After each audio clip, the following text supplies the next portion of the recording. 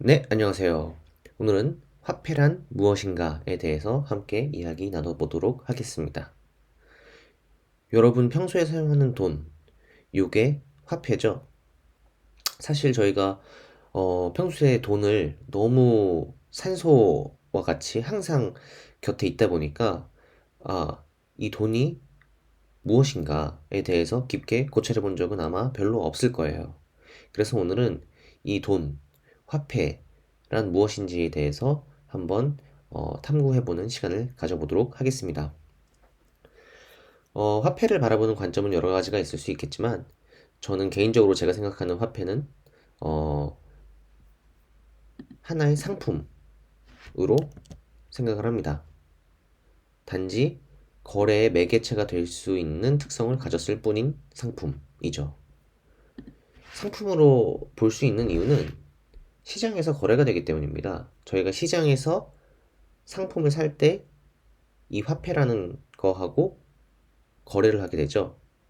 뭐, 마시는 음식을 살 때도 음식과 화폐를 거래하게 되고, 뭐, 어떤 그 생활용품을 살 때도 똑같이 화폐와 거래를 하게 되고, 마찬가지로 이 시장에서는 돈으로 사는 물건도 상품이지만 이 돈 자체도 똑같은 거래하는 대상이기 때문에 이것도 상품으로 볼 수가 있어요.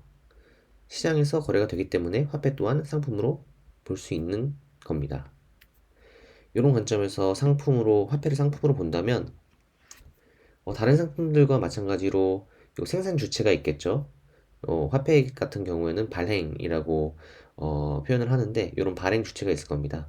달러 같은 경우에는 연방준비은행일 거고요. 여러 이제 화폐들이 있을 텐데, 뭐, 게임 속에서 사용되는 디지털 화폐 같은 경우에는 그 게임사가 발행 주체가 되겠죠. 자, 그러면 이 화폐는 요 생산 주체에 의해서 유통량이 정해지겠죠. 그리고 또 화폐로서 기능을 할 수 있게 하려면 비용이 듭니다. 다시 말해서 이 화폐도 다른 상품들처럼 이 화폐를 만드는데 비용이 들고, 단순히 뭐 지폐를 찍어낸다 했을 때 원재료 값과 기계 설비와 뭐 인건비 이런 것들이 들어가는 것뿐만 아니라 그 상품이 화폐로서의 기능을 할 수 있게 만들기 위해서 여러 가지 부가적인 비용이 같이 들어요. 예를 들어 미국 같은 경우에는 달러의 화폐로서의 지위를 더 높이기 위해서 석유를 거래할 때 달러만 쓰게 만들었는데, 이를 위해서 직간접적인 비용이 많이 들었죠. 자세한 내용은 아마 검색해 보시면 더 많이 찾아보실 수 있으니까 추가적인 내용은 생략할게요. 한번 이렇게 간단히 생각해 봐서, 예를 들면 제가 이 돌멩이를 화폐로서 이제 화폐의 기능을 하게 만들고 싶어요. 그리고 돌멩이는 저만 만들 수 있는 거예요. 제가 무조건 뭔가 이렇게 새길 수 있는 문구가 있어서 그 문구가 새겨진 돌을 이제 돈으로 쓰고 싶어요. 그러면 저는 그걸 만들 수 있는 역량이 있기 때문에 저만 만들 수 있겠죠? 화폐랑 똑같이. 다만 그게 실제로 화폐로 기능을 하게 만들 수 있을까요? 그걸 사용하는 사람은 없겠죠. 근데 그게 화폐로서 기능을 하게 만들려면 제가 여러 가지 비용을 들여서 그게 화폐로서 기능을 하게끔 만들어 줘야겠죠. 따라서 그 부분에서 비용이 든다라고 볼 수 있어요.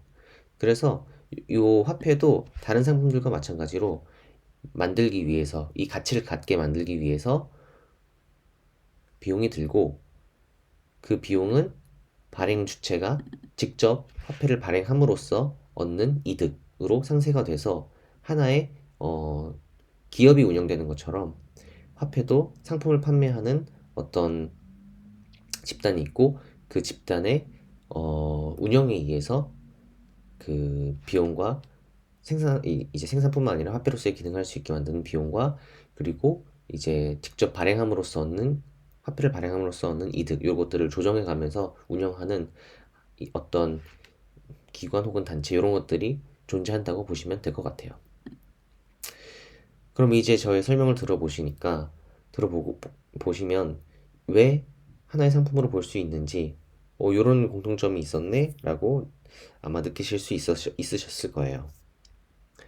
근데 이 화폐는 뭐 다른 상품들과의 특별한 차이점이 하나 있습니다. 그게 뭐냐면 거래의 매개체가 될 수 있다는 거죠. 즉, 다른 상품들은 서로 물물 교환이 되기가 어렵죠. 뭐 사과를 다른 사람 옆집에 있는 스마트폰으로 바꾸고 싶다. 그럼 사과 몇 개를 가져가서 스마트폰으로 바꿔줘 해야 되는데 요거는 상당히 어려운 일이죠. 잘 일어날 수 없는 거죠. 근데 화폐는 대부분의 상품과 거래가 가능합니다.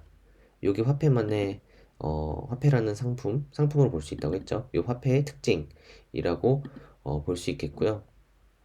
이런 역할을 수행하기 위해서 화폐는 다음과 같은 특성을 가져요. 첫 번째로 교환이 쉬워야 합니다.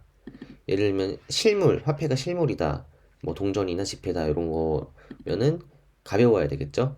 교환할 때 쓰려면 제가 직접 만나가지고 전송하거나 뭐 택배로라도 이걸 교환할 수 있어야 되니까 그래서 가벼운 게 더 좋고 하겠죠. 그리고 또 실물이 아니라 이 화폐가 디지털 장부라면 예를 들면 은행에 들어있는 제 이제 은행의 데이터베이스에 들어가 있는 제 계좌의 잔고 요런 데이터로 이제 기록되어 있는 장부라면은 거래가 빠르게 기록이 돼야 되겠죠. 그래야지 이제 교환할 때 편하겠죠. 만약에 누군가에게 거래할 뭐 아이스크림을 사고 500원을 내려고 해요. 근데 송금하는데 막 몇 시간이 걸려요. 그러면 안 되겠죠. 그러면은 어 화폐의 역할을 수행하기가 좀 어렵겠죠. 네, 그래서 교환이 쉬워야 된다는 게 있고요. 또 다른 하나로는 위조가 매우 어려워야 한다는 게 있습니다. 이거는 발행 주체의 입장에서도 이제 중요하지만 이걸 사용하는 사람 입장에서도 중요해요. 왜냐면 위조가 되면은 어 아무런 이득 없이 위조를 해가지고 쓸 수 있는 거죠. 화폐로서의 가치를 가지기가 어렵게 됩니다. 위조가 되면. 따라서 위조가 매우 어려워야 해요. 지폐 같은 경우에는 그래서 여러 가지 위조를 방지할 수 있는 기법들이 들어가 있죠.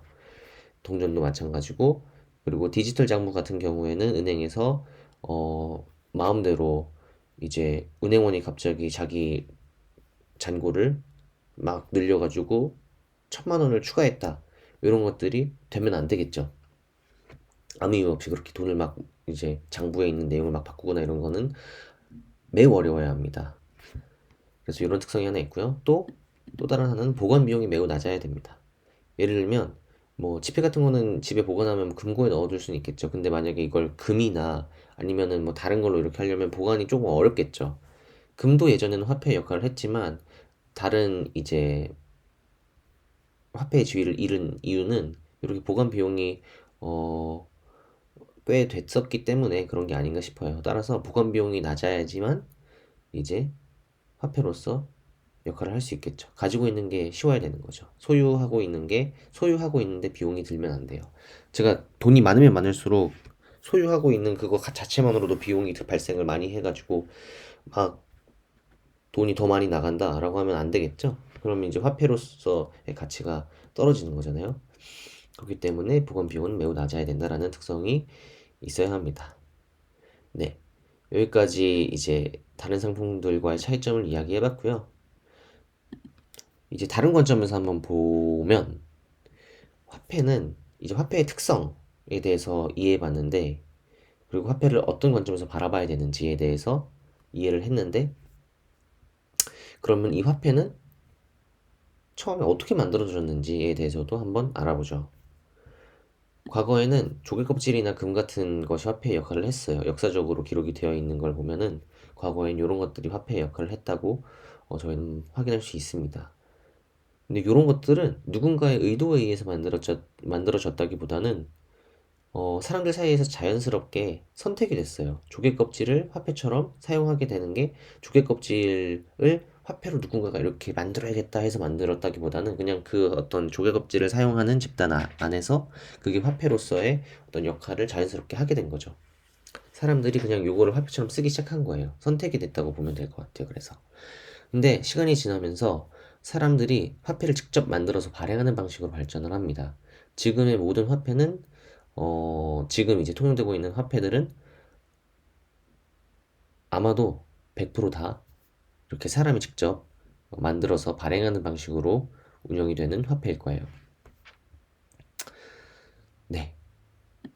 그리고 추가로 이제 더 얘기해 봐야 되는 건 그러면 이렇게 만들어서 발행하는 방식으로 되는 건 알겠어. 근데 처음부터 화폐를 이건 우리 화폐입니다라고 해서 화폐가 되는 건 아니라고 아까 말씀을 드렸죠. 제가 돌멩이에다가 저만 쓸 수 있는 뭔가를 이렇게 매겨가지고 새겨서 이렇게 화폐를 쓸 수 있는 게 어렵다는 거를 이제 바로 아셨듯이 화폐를 처음부터 얘가 화폐로서 동작하게 만드는 거는 매우 매우 매우 어려운 작업입니다. 그래서 어떤 상품이 화폐의 지위를 가지게 만드는 작업은 아직 제가 탐구가 덜 됐어요. 그래서 요거는 나중에 제가 시간이 되면 더 탐구를 해서 여러분들에게 한번 공유해보는 시간 가지도록 하겠습니다.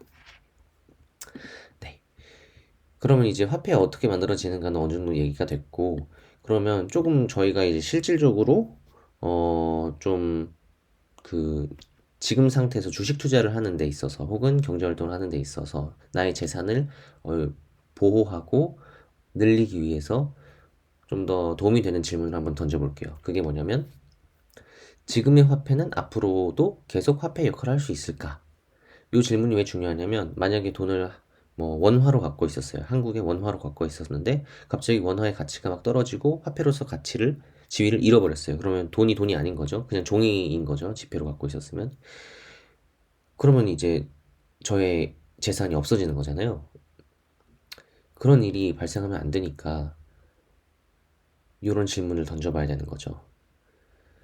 자, 이걸 한번 생각을 해보면 지금 이미 한번 화폐의 지위를 가지게 된 상품은 쉽게 해당 지위가 사라지지가 않아요. 아마 직관적으로 이제 짧게 생각해봐도 바로 뭔가 느낌이 오실 텐데 하나씩 따져보면은 이미 화폐로 쓰고 있는 거를 이제는 이거 돈 아닙니다. 이거 쓰지 마세요라고 막을 수도 없는 거고 그리고 만약에 다른 화폐로 우리가 씁시다 하더라도 그걸 전환하는 데 드는 비용이 굉장히 많이 들겠죠. 따라서 한번 화폐의 지위를 가지게 된 상품은 쉽게 그 해당 지위가 사라지진 않아요. 하지만 아래의 것들로 인해 그 지위가 서서히 상실될 수는 있어요. 예를 들면 과도한 발행. 지금 여기 위에서 봤듯이 발행 주체가 있다고 했잖아요. 이 발행 주체가 돈을 더 많이 찍어내면 찍어낼수록 그 발행 주체 입장에서는 이득이 되겠죠. 그 소유권이 본인에게 있을 테니까. 물론 이거를 뭐 정부나 다른 곳에 양도를 하는 방식으로 갈 수도 있고 이건 정책에 따라 다르겠지만 어쨌든 발행 주체의 소유라고 한다면 많이 발행할수록 그 발행 주체의 이득이 더 많이 늘어나겠죠. 근데 이게 실제로 통화에 쓰이게 된다면 시중에 있는 통화량이 점점 많아질 거고 그러면 사람들은 원래 100원에 쓰던 거를 사람들이 갖고 있는 돈들이 점점 많아지니까 100원에 살 수 있던 게 이제 200원에 사야 되는 거죠. 다시 말해서 물가가 오르는 현상이 발생을 합니다. 근데 이게 과도하게 많이 발행하게 되면은 내가 발행할 수 있는 역량을 가지지 않은 대부분의 사람들이 그렇겠죠. 발행 주체가 아닌 사람들에게는 이 과도한 발행이 본인이 갖고 있는 자산, 이제 저 화폐의 가치가 떨어지기 때문에 손해를 계속 보게 되는 거죠. 근데 이게 손해를 일부 감수하는 거는 필요합니다. 왜냐하면 실제로 그 화폐가 그 지위를 갖게 하기 위해서 많은 비용이 들었기 때문에 일부는 물가 상승에 의해서 화폐 가치가 떨어지는 걸 감수하는 건 어느 정도 필요해요. 하지만 너무 과도하게 발행해서 물가가 너무 많이 오르고 화폐 가치가 너무 많이 떨어진다라고 한다면 이제 화폐를 사용하는 사람 입장에서는 화폐로 사용하는 게 좋지 않겠죠? 그 화폐는 사용하고 싶지 않을 겁니다. 따라서 과도한 발행이 이런 화폐의 지위를 상실시킬 수 있고요. 또 다른 거는 위에 있는 특성이 없어지는 겁니다. 위조를 막지 못하는 거. 네, 위조가 막 되면은 그거는 화폐로서 사용하기가 점점 어려워지겠죠. 그리고 보관 비용이 증가하는 거. 뭐 어떤 이유에 의해서든 보관 비용이 증가한다면 그러면 그 지위가 서서히 상실될 수 있겠고요. 그리고 그 외 다른 이유로 거래를 할 수 있는 상품의 종류가 줄어든다면 그러면 정말 본질적으로 화폐가 원래 해야 되는 역할을 잃게 되는 거죠. 왜냐면 살 수 있는 종류가 점점 없어지니까 뭐 갑자기 어제는 김치찌개 사서 먹을 수 있었는데 한국 돈으로 한화로 먹을 수 있었는데 내일 가니까 김치찌개 한화로 먹을 수 없습니다. 안 팝니다. 그렇게는 이렇게 돼버린다면 점점 그렇게 줄어든다면 화폐로서 그 지위가 상실이 되고 있는 거겠죠. 네. 따라서 이런 것들이 지금 이런 이제 상실될 수 있는 어떤 그 요소들이 얼마나 되는지에 대해서 매번 판단해보고 이게 너무 이중에 몇 개라든 몇 개든 조금 이 상실에 큰 영향을 주는 방향으로 가고 있다라고 한다면 그 화폐는 지금 화폐지만 이후에는 화폐 역할을 하지 못하고 다른 화폐로 대체가 될 수 있다는 거를 저희는 염두를 해두고 투자를 하는데 고려를 해봐야겠죠. 네. 그리고 다음 질문으로 넘어와서 이제 기존의 화폐가 화폐의 역할을 하지 못하는 거에 대해서 생각을 해봤는데요. 만약에 그 반대로 새로운 화폐가 등장할 수 있을까요? 그리고 등장한다면 언제 등장하고 무엇이 새로운 화폐가 될까요? 이 질문도 굉장히 중요합니다. 왜냐하면 새로운 화폐가 등장을 하게 된다면 그게 앞으로도 그 지위를 계속 유지할 확률이 높잖아요. 한 번 화폐가 되면은 그걸 화폐의 지위를 잃기는 어렵기 때문에 새로 등장한 화폐가 있다면 그거는 앞으로 그 화폐를 이제 보유하고 있는 게 그 화폐를 쓰는 게 이득이 되겠죠. 그래서 어떤 게 새로운 화폐가 될지에 대해서 저희가 미리 아는 건 굉장히 저희의 재산을 지키고 재산을 불리는데 도움이 될 겁니다. 그래서 요 질문이 굉장히 중요한 건데 여기에 대해서 답변을 같이 해보면 첫 번째로 새로운 화폐는 언제든지 등장을 할 수 있어요. 왜냐면 작은 규모의 사회 혹은 특정 상품하고만 거래할 수 있는 화폐는 지금도 매번 등장하고 있죠. 예를 들면 새로운 뭐 RPG 게임이 나와가지고 그 게임 안에서는 뭐 어떤 특정 통화라는 그 디지털 화폐를 사용할 수 있고 할 수 있다 이렇게 설계된 게임이 나왔으면 그 게임을 하는 사람들은 그거를 화폐로 이미 인정을 하고 사용을 하게 되겠죠. 그럼 그것도 하나의 화폐가 되는 겁니다. 그 작은 규모의 사회 안에서는. 하지만 특정 상품하고만 거래를 할 수 있겠죠. 그 이제 게임 안에서의 어떤 뭐 아이템들하고만 거래가 되겠죠. 따라서 이거는 실물 경제와 교환은 어렵기 때문에 활용 범위에는 한계가 있을 거예요. 근데 저희가 이제 궁금한 거는 기존 화폐를 대체할 수 있는 화폐가 등장을 할 것인지에 대한 게 궁금한 거죠. 근데 요거는 쉽게 등장하지 못할 거라고 생각을 합니다. 위에서도 알아봤듯이 이 대체제로의 전환하는데 비용이 크게 들기 때문이에요. 근데 만약에 기존에 사용하던 화폐보다 더 나은 대체제가 실제로 등장을 하고 한다면 그리고 시간이 지나면 자연스럽게 그 대체제가 새로운 화폐의 지위를 얻게 될 거예요. 기존에 있는 화폐가 이런 식의 이제 이유로 인해서 서서히 상실을 하고 지위를 상실을 하고 새로운 대체제가 이제 등장을 해가지고 했다면 이제 점점 이 대체제의 역할이 커지면서 이 대체제가 새로운 화폐 지위를 얻을 수 있겠죠. 개인적으로 생각하기에는 가장 이렇게 뭐 새로운 화폐가 등장해서 기존 화폐를 대체하는 시나리오 중에 가장 유력한 거는 아마도 다른 화폐가 기존의 화폐를 대체하는 걸 겁니다. 뭐 예를 들면 유럽연합이 결성되면서 유럽의 각 나라의 화폐가 유로로 통합이 됐죠. 이런 식으로 원래 쓰는 화폐가 없어지고 새로운 화폐가 이제 대체하는 경우는 이런 식으로 이제 다른 이제 기존에 다른 곳에서 쓰이던 화폐가 대체를 하는 거가 될 것 같아요. 예를 들면 뭐 국가 통화가 이미 있었는데 달러를 이제 그 국가를 대표하는 통화로 국가에 이제 국가에서 지정하는 통화로 사용하는 걸 결정한 나라도 아마도 있을 거예요. 그런 식으로 이제 기존의 화폐가 다른 화폐로 대체가 되는 거는 가능할 것 같습니다. 그러면 그렇지 않고 다른 시나리오는 없냐? 비트코인 같이 암호화폐가 기존 화폐를 대체할 수도 있겠죠. 근데 이거는 매우 어려울 거라고 생각을 합니다. 이건 개인적인 의견이에요. 왜냐하면 현재 암호화폐로 거래할 수 있는 상품의 종류는 매우 제한되어 있죠. 비트코인을 가지고 뭐 집 앞에 뭐 피자를 시키는 거는 굉장히 어렵죠. 내가 원하는 피자 먹을 수도 없을 거고 실제로 피자를 그걸 암호화폐를 받아서 피자를 파는 데를 찾는 것도 굉장히 어려울 거고 거의 없을 겁니다. 따라서 일반 상품을 구입을 하려면 달러와 같이 기존 화폐로 교환한 다음에 사용할 수가 있어요. 따라서 이제 기존 화폐와의 거래가 만약에 제한이 된다면 혹은 거래를 하는데 어떤 수고로움이 든다면 뭐 이제 거래를 하는데 들어가는 시간이나 뭐 수수료나 이런 비용들이 든다면 이 암호화폐 자체가 화폐가 되는 거는 불가능하겠죠. 그리고 만약에 이런 식으로 기존의 화폐와 거래가 제한이 되게 된다면 금과 같이 가치 저장의 수단으로서의 지위도 이룰 수 있을 것 같아요. 지금은 이제 암호화폐를 금처럼 생각하는 사람들도 굉장히 많은 걸로 알고 있어요. 금처럼 실제로 어떤 뭐 실질적인 가치도 어느 정도 지니지만 그 이상의 어떤 그 가치를 인정을 해주는 거잖아요. 금이라는 건. 따라서 금이 어떤 가치 저장의 수단이 되는 건데 암호화폐도 지금 비트코인 하나의 가격이 정해져 있고 뭐 물론 매번 가격이 많이 변동을 하긴 하지만 어쨌든 그 암호화폐라는 걸 가지고 있음으로써 나의 재산이 암호화폐로 저장을 할 수 있는 거죠. 근데 만약에 기존 화폐와의 거래가 제한된다면 이 저장의 수단으로서의 지위도 잃을 수도 있어요. 왜냐면 이걸 갖고 있어서 나중에 쓸 수 있는 게 아니니까 나중에 기존 화폐로 거래 이제 바꾼 다음에 써야 되는데 기존 화폐하고 바꾸는 것도 지금 거의 불가능한 상황이라면 요거는 같이 저장을 하려는 수단이 될 수도 없겠죠. 그래서 저는 이런 암호화폐가 기존 화폐를 대체하는 경우는 아주 아주 아주 어려울 것이다. 거의 일어나지 않을 거라고 생각을 합니다. 네.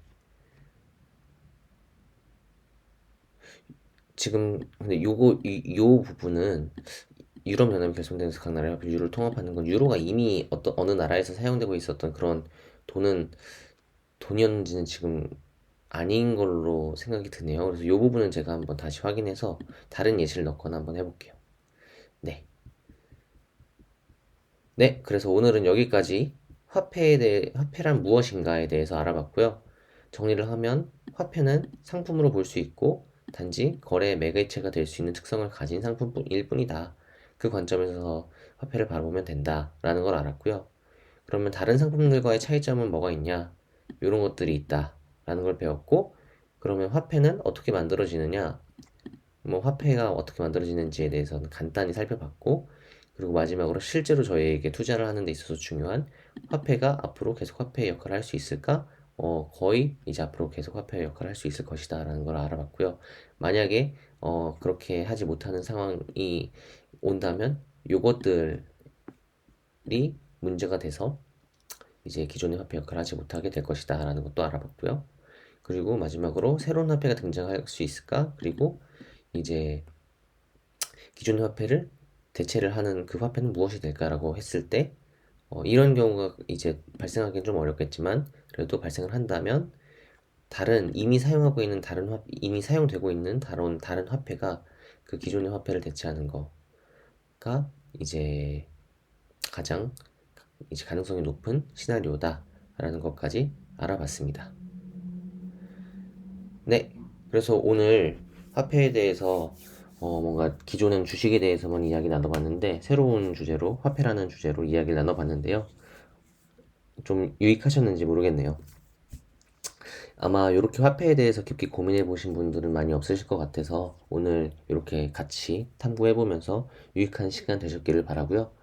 네, 다음에도 아주 유익하고 재밌는 영상으로 찾아뵙도록 하겠습니다.